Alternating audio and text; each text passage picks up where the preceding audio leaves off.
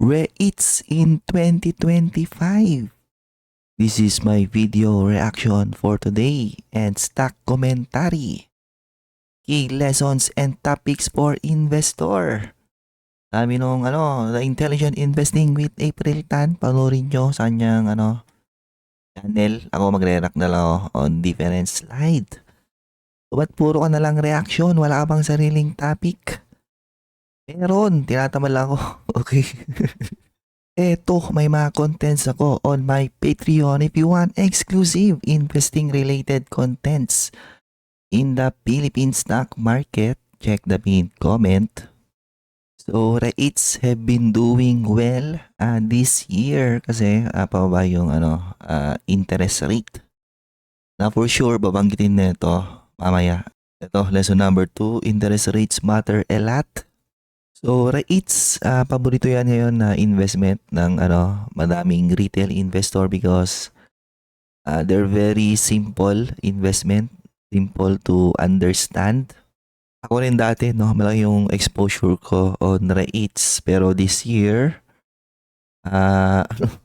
significantly lower na yung exposure ko dyan. Ang tanong, naapektuhan ba yung passive income ng aking personal dividend retirement portfolio? The answer is no kasi ang daming opportunities ngayon sa stock market. And I believe, overall mas naging undervalued yung aking portfolio and mas naniniwala ko ngayon sa kanya growth exposure to provide some capital appreciation in the coming years. Pero, again, for most retail, especially mga pa-retire na, I think, a big part of your portfolio should be on REIT. Especially mga retail na, di nyo pa, or hindi pa kayo confident sa ginagawa nyo, di ba? So, lesson number 1, according to this channel, always include cash dividends when analyzing return. Which is true for REIT, no? Kasi yan naman yung habol nyo sa kanila. To get that passive income. Okay? Na pwede nyo i-reinvest for the years na mag-invest pa kayo dyan sa stock market. Until ma-compound nyo lang yung passive income na yan. Pwede nyo siyang gamitin for your retirement needs. Pero not just the cash dividend. Pero yung yung dividend growth. Kasi kung cash dividends lang sa ngayon, ang may matas na yield would be rates like DDMPR, FILRT, P-rate. While yes, patas yung kanilang mga current dividend yield, pero sila yung masasabi mong may matas na risk sa ngayon. Okay? Like DDMPR, wala yung diversification, no? So may siya, diversification risk. FILRT, takal na year over year, pababa yung kanyang dinedeclare na dividend rate. Isa din yon, may rin yon, location, diversification risk. UFP rate na yung mismong underlying niya, or yung nagre-renta sa kanyang lupa, na closed down, okay? Then you have V-rate na may kasi ngayon parang tawag nito. May mga rumors na ghost town yung kanyang mga mall. Okay.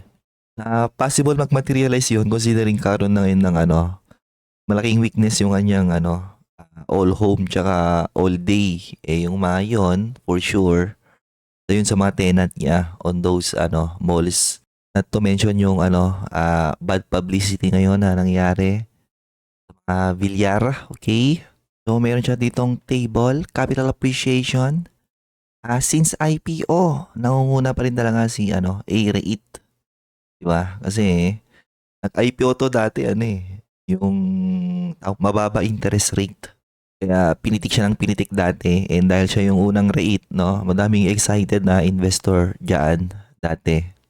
So, DDMPR, Lagapak, FILRT, Lagapak. So, RCR, recently lang ito bumabawi. So, MREIT, ito yung napapansin ko yun na rin-recommend ng mga analyst.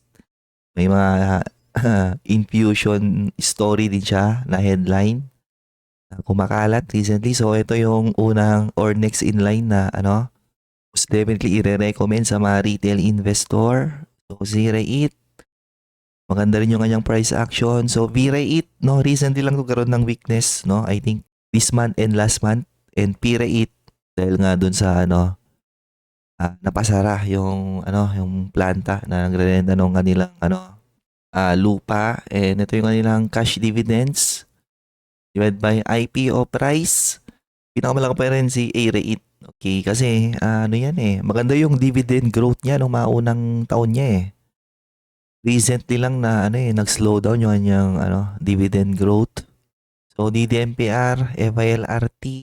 So despite tatas ng yield nila ngayon, pero in terms of cash dividend with respect to their IPO price, mababa talaga. Okay.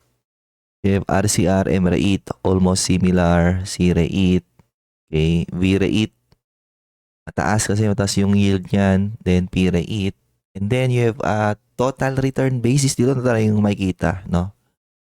Ito yung pinaka-importante sa lahat. Na dito nyo makikita na si A-REIT talaga yung the best performing na REIT so far since IPO, DDMPR, Lagapak, FILRT, Lagapak, RCR, MREIT, C-REIT. Okay din. So V-REIT, despite tumagapak yung kanyang capital appreciation, ang nagdala is yung kanyang pinapamigay na dividend. The same thing with P-REIT, no? Almost flattish. Pero magtuloy-tuloy yung weakness nung or bad sentiment sa mga Villar na REIT. Magiging ganito rin to no? DDMPR tsaka FILRT eventually. Ngayon, tong mga REIT na to na may mahinang return, no? DDMPR, FILRT, V-REIT, C-REIT, M-REIT, mga to no? Mostly matahimik yan Ang nag-underperform na nga rito pero maingay, ito si FILRT. For some reason, parang lagi siyang may optimistic na press release. Pero hindi mo matatanggal yung katotohanan na talagang underperforming siya na REIT. So kung nag-invest ka sa mga REIT, no? And napili mo si A-REIT, RCR, C-REIT, ganyan. Natalo mo si yung index, PSEI. Kasi si PSEI, as of or since 2021, bakit talaga yung nung return nun. Okay. Ang tanong is magko-continue ba ngayon yung performance ng mga REIT? Possible. Kasi nga tuloy-tuloy pa rin yung interest rate cut. Lesson number 2, interest rates matter a lot. Which is true. Makikita mo yan or mapapansin mo yan kay A-REIT. Ayan so nag-IPO si A-REIT mga bandang 2020, no? And during that time, COVID, nakapak yung economy, mababa interest rate nung 2%, 2.25. So makikita nyo, 2020 to 2022, dyan gumawa ng outperformance si A-REIT. 2020 to 2022. And then 2022, dyan na pumitik yung interest rate. Ito yung yung resulta ng COVID. Yung na-disrupt yung supply chain. Tumagdag pa yung gera ng Ukraine tsaka Russia, kaya nag-peak yung interest rate. 2023, makikita nyo, 2023, doon din nag-bottom yung madaming REIT. Okay. Kasi kapag tinitignan mo, di ba, 2023, kunyari, 6.25% yield. Yung A-REIT during that time, I believe siya during that time less than 5%, less than 4%. So, kung ikaw yung investor, malamang sell down mo to kasi kapag equities market, may involved na risk. Nandyan lagi yan. So, sell down mo to, bebenta mo to, and then yung capital mo, i-rotate mo, di ba? On safer assets, like mga treasury bond, ganyan na nag-yield ng 6% plus, mga corporate bonds, ganyan. So, doon nagkaroon ng capital rotation during those interest rate environment. So ngayon, pababa na ulit yung interest rate. Kaya mapapansin nyo, magbe-benefit ngayon dyan yung yung madaming REIT. Karoon sila ng optimism. Pero technically, hindi lang REIT, no? The whole equities market nagbe-benefit kapag bumababa yung interest rate. Especially yung mga property sector, no? Yung mga parent no mga REIT na to. In fact, a lot of these parent companies ngayon ng mga REIT may mga attractive na dividend yields at lower payout ratio and nagkakaroon pa sila ng cheaper capital to expand their business. The same goes with utility stocks, no? Madami din ngayon mga utility stocks that are trading at an attractive yield na continuous pa rin yung yung kanilang mga growth, ganyan. And paying dividends at a significantly lower payout ratio compared to REIT na 90% yung mga binibigyan ng mayan.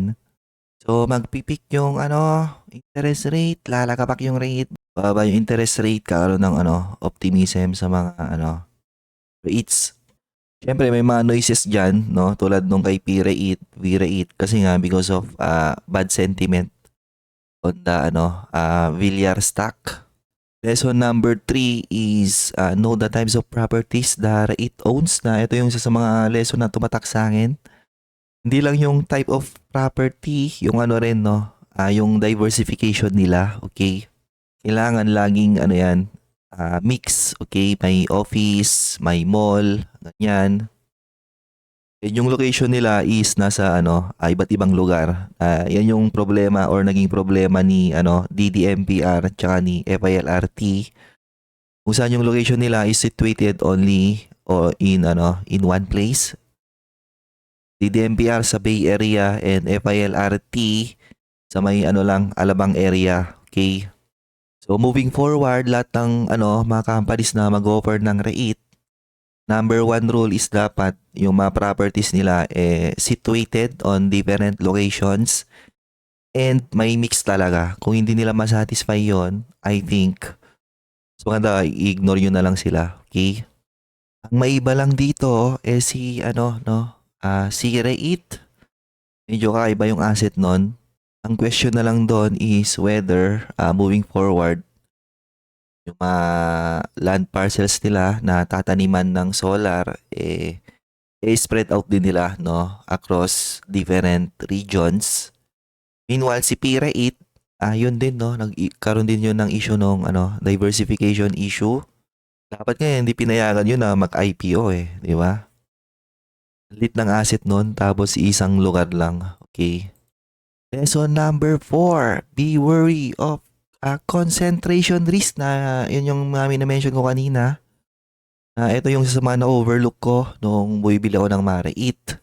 So again, if in the future may mga papasok na companies mag-offer ng REIT and situated lang sila on one location, might as well ignore nyo na lang yon. Okay.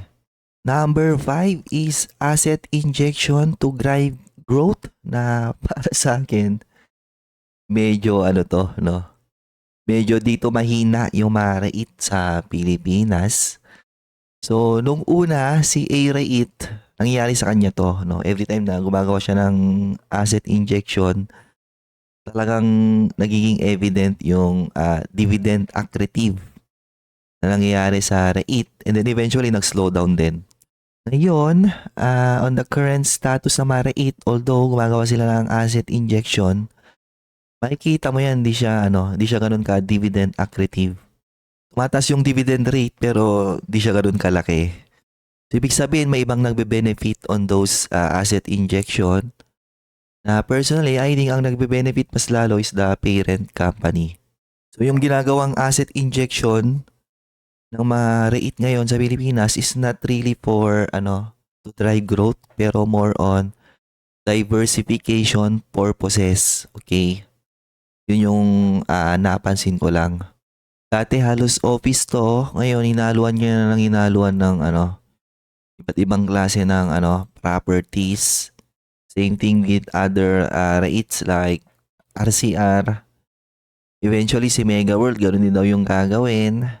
So ito yung mga top picks nila. First one, RCR 5.1% dividend yield. Ang Philippine interest rate is around 5%. So, medyo attractive pa siya. Actually, doon siya nag-top di ba? Nung pupunta na siya ng 5%, doon na siya nagkaroon ng selling pressure. Kasi anything higher than or I should say anything lower than 5%, naging attractive na naman yung yung mga bonds na ino-offer. Because mas malaki na naman yung yield naman nandun. Okay? So si rate, ganun din, di ba? 5.3. Inline lang siya, close to the Philippine interest rate. Ayan, defensive daw siya because of renewable. Pero ang question dyan is kasi possible mabagyo yan sa dinami-dami ng wish it na bagyo na dumadaan sa Pilipinas every year. Well, yes, sasabihin nila na ginawa nila yan ng study, blah blah blah. Pero what are the odds na eventually magkaroon ng hindi inaasahang event sa mga solar farm nila dyan, bagyuhin, di ba?